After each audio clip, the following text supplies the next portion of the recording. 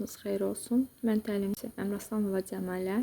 Bugün sizlə 7-ci sinifin 19-cu mövzusu olan balığın mexaniki emalı texnologiyası haqqında danışacağam. Bilirik ki, balıq çox faydalı və qiymətli bir ərzaq növüdür.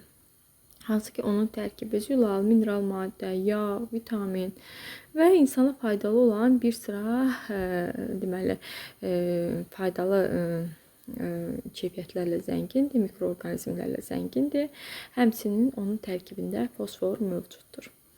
Balıq ətinin kalori dəyəri az olduğu üçün o pəhriz ərzağı hesab edilir və yaxşı həzm edilir orqanizm tərəfindən, tez hazırlanan bir qida məhsuludur.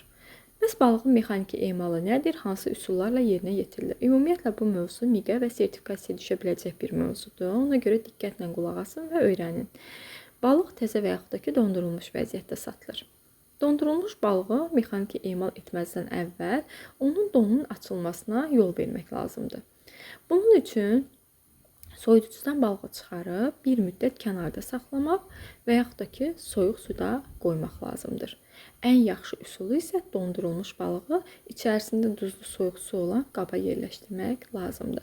Deməli, balığın donunun açılmağının iki üsulu oldu. Biri kənara qoyursunuz və yaxud da ki, soyuq suda açırsınız. Ən yaxşı üsulu isə, desək ki, ən yaxşı üsulu hansıdır? Bu zaman içərisində duzlu soyuq su olan qaba qoyub, onun donunun açılmasını gözləmək lazımdır.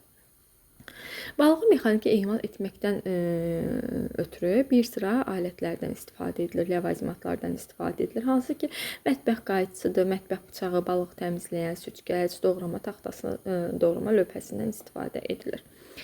Balıq təmizləmə üçün adi bir süzgəcin köməyi ilə də onun pulcuqlardan təmizləmək olar.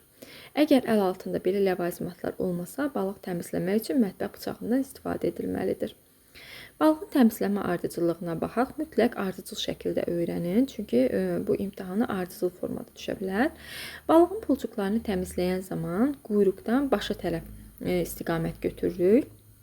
Birinci budur. Daha sonra balığın quyruq hissəsindən tutub, bıçağın quyruqdan başa doğru hərəkət etdirmək lazımdır ki, pulcuqlardan təmizləsin. Pulcuqdan təmizlənmiş balığı əvvəlcə qarın nahiyəsindən kəsirik. Öd hissəsini zədələməmək şərti ilə bıçağın köməyi ilə balığın daxili orqanlarını ehtimalca çıxarırıq.